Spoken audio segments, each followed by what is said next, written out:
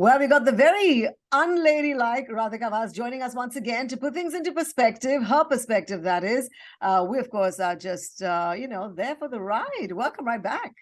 Hi, Erica. Yes, my perspective, the only perspective that counts.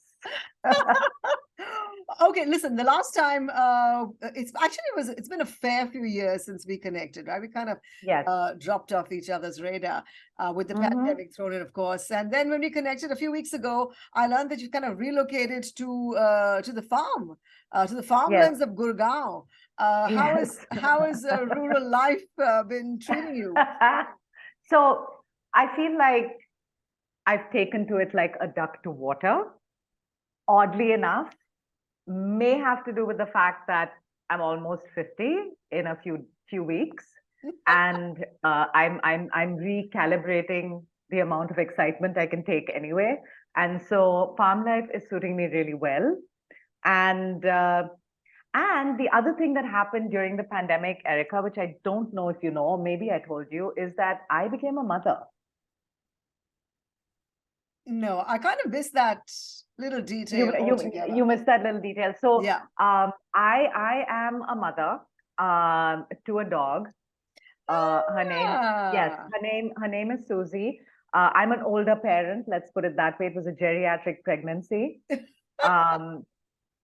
It was a difficult labor because, 4 legs and whatnot. But let's just say I persisted, and now I'm in charge of a beautiful girl child by the name of Susie. Can I say this though? Pet parents, right? I mean, okay. Can get sometimes a little bit, what's the word? I don't know if we can use it on the air, but anal. It's like, I know, hang on. It's like, I get, how you get baby spammed on your WhatsApp feed. Yes. I get pet spammed by my 3 sisters and their 3 pets, all dogs, Layla, Biggie Smalls, Reggie. At some point the cooing can get a little nauseous. Listen, we are no better than we're just people, please. Okay, we're just people. We're just in love with our children, and we are no better than human parents. I'll tell you one thing. First of all, I just want to plug rescues, okay? If you're going to get a dog, rescue an indie. I feel like, when you go and buy like a Cocker Spaniel, no offense to Cocker Spaniels, they're the cutest, but Cocker Spaniels and Labrador Retrievers, it's like adopting a white baby, like Indies indie first. Yes. So right? Yeah, adopt, don't shop, and make sure that unless it's a rescue of a breed, I would say just get an indie. But I will say that being a dog mom is everything that I expected it to be and more. But there is a downside. There is a downside, Erica, and the downside is that Susie has exposed me to a demographic that I have been trying to avoid my whole life, and that demographic is human children. Now, you know how I feel about human children, okay? Yeah. I've been avoiding them, but you can't avoid them when you have a very cute dog. Like, I live in a complex here, which is 500 apartments or something ridiculous like that. And there are plenty of children. And before Susie, pre-Susie, I could go for a walk and nobody looked at me.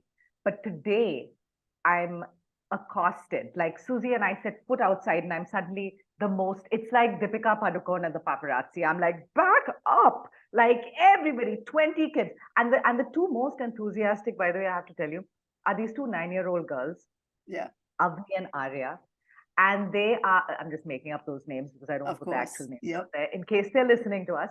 And Avni and Arya are like obsessed with Susie from day one. They were like, Auntie, what's his name? His name. I'm like, his name. I'm like, first of all kids say his name. I don't know. I'm like, can you not see she's a woman? And like a normal, like a regular parent, I'm offended that somebody thinks my girl dog is a boy. Right. That is something that I noticed. There was this guy in my building and I bumped into him once. He was going, we were in the lift together and he was holding his infant child. And I just said, oh my God, your baby is so cute. What's her name? And he goes, it's a him. His name is Siddharth. And I was like, okay, dad of Siddharth. But now I am dad of Siddharth. It all comes around, doesn't it? I've stopped making fun. Let me tell you one more thing. I've completely stopped making fun of regular parents. Like, besides Susie, who lives with me, we also have we have dogs on the farm, and we have 5 dogs on the farm, all female, except one. His name is Patchwork. He's the newest addition to the fleet. Okay. Right. And he is a mama's boy. He Aw. is a mama's boy. And I'll tell you something, I made so much fun of my husband and my mother-in-law's weird relationship. I am no longer in a position to do that because I have a similarly weird relationship with Patchwork. Right. Patchwork, I mean, and that is to say, Erica, that I'm obsessed. I'm obsessed. I think he is the most handsome dog. I think he's the cleverest. I think there's nobody better than him. And let me tell you one more thing. And this is the real test of being like the mamas. I don't think there's any girl that will ever be worthy of Patchwork. I have chased, Yorkshire terriers away from him. I'm like, get away. You don't come near my son. Oh my God, you're like swamped, Radhika. All Yeah, I hopes lost, know. all hopes lost. I keep wondering, like my parents' generation and the ones before them were very pragmatic about their pets. Dogs were outside, never on their beds, they fed leftovers, all of that. Today, I mean, they've got like, their own Insta handles, and they've got like a richest pet list, richest pet in the world list, you know. Listen, I think, that's a capitalist situation. I mean, the moment they realize that if you can make Louis Vuitton jackets for a freaking infant, you can make a dog coat. You can, if there's a person stupid enough to spend money, let them give it away. Give your money to the retailers. I'm not that crazy. Susie doesn't have a coat, even like it's cold weather over here, but she's a dog. She can handle it.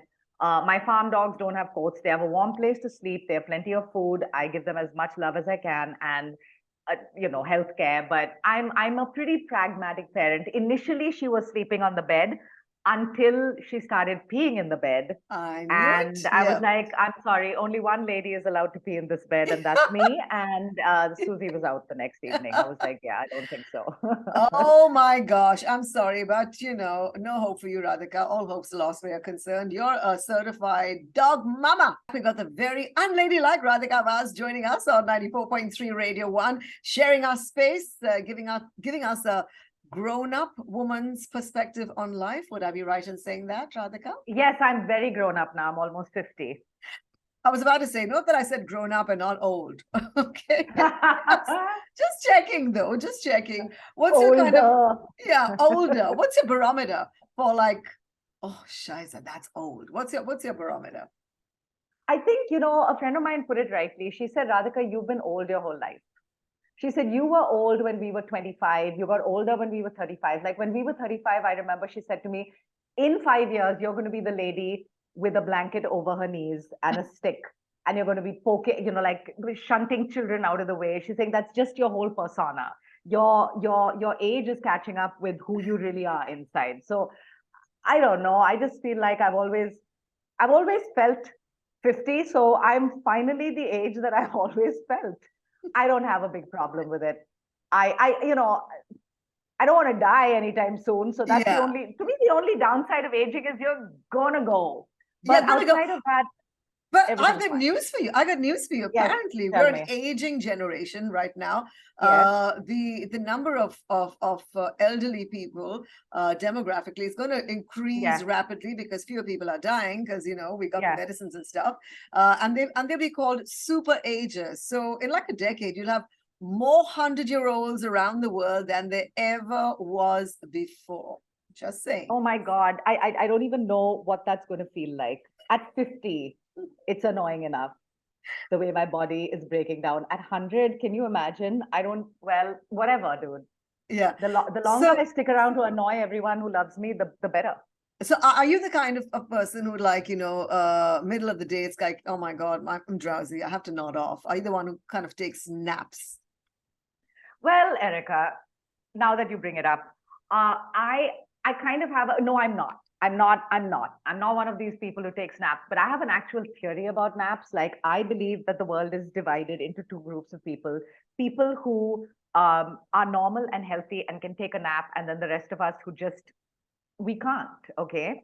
And the reason I say that there are two groups is because for me, when the idea of taking a nap enters my mind, the thought that comes in immediately after is, oh my God, you wasted half your life. And if you take a nap now, you're going to waste the other half, which is not reasonable thinking. It's not normal. Okay. And then the next thought that enters my mind is, if you take a nap, how are you going to sleep at night? This is neurotic behavior. Okay. And people like me, we can't take naps. All right. Because furthermore, an afternoon nap is meant to rejuvenate you. You're supposed to, you wake up from an afternoon nap thinking, I can take on the world. I wake up from an afternoon nap thinking, I'm about to have an anxiety attack. But listen, I mean, Literally. obviously, are you Goan, by the way? Just checking. Yes, I am. My So you're dad's not Goan. you're not Goan enough then, because their whole life revolves No. around susegad, have to take that Yes. afternoon nap. Yeah. But for that, you need to actually, I think, be in Goa. Ah. You have to actually have lived there. I was raised in the Air Force, so no, there was, I never, and I think, regardless of your heritage, some of us just can't chill out. Like for me, Yeah. sometimes I have taken afternoon naps. It's not like I've never taken a nap in the afternoon, but that's usually when my body is completely exhausted and I basically accidentally fallen asleep.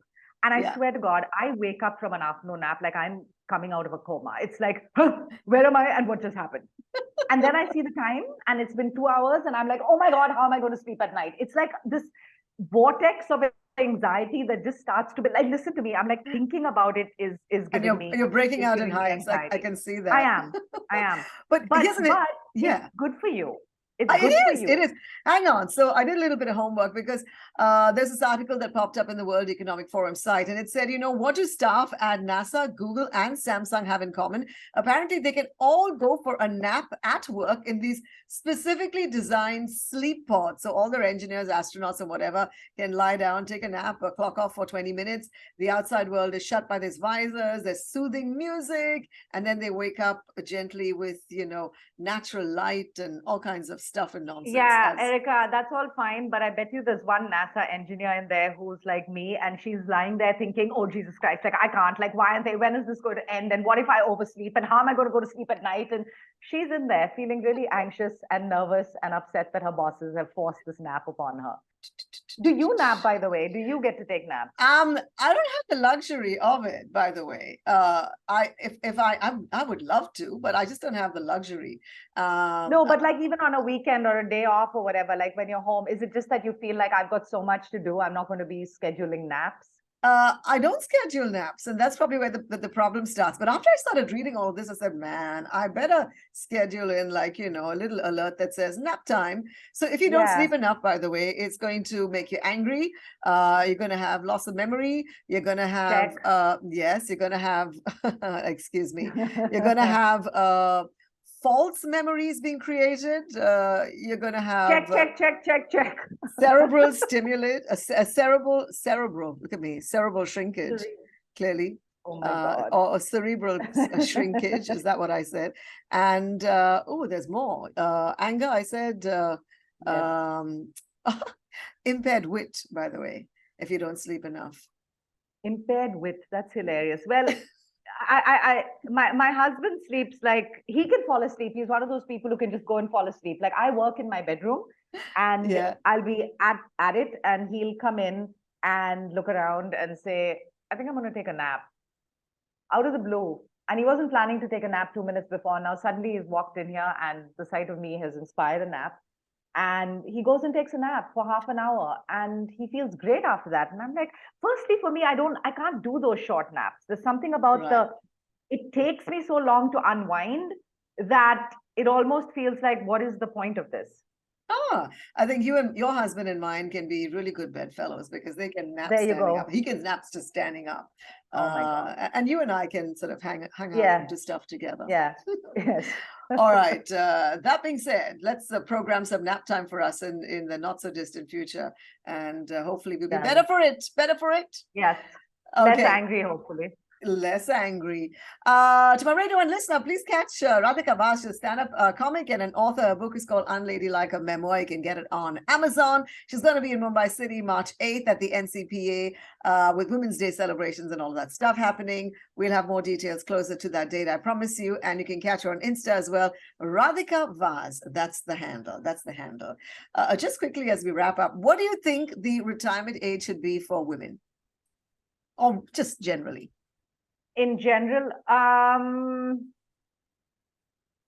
75 now. I feel like it used to be 61 or 62 or something. No, but you mean like retirement age from a job or from their husbands and families or from now that's from a different life conversation, but yeah, just that's a different generally like, you conversation. know, hey, I think let's people retire.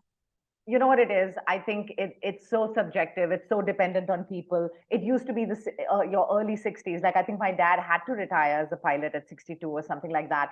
But you know, his health was great. He should have been able to fly more years. And then some people's health isn't that great, and they should have been flying at all. So you know, it's really dependent on that, I think. And like you pointed out, the longevity now, I think 70 is probably the new 60 or something like that. So people probably have more years to work. I don't think retirement should be forced on anyone until they start to show signs that they need to be put out to pasture. Yeah. Oh, well, I'm happy to retire. Stick my legs up somewhere. And that's different.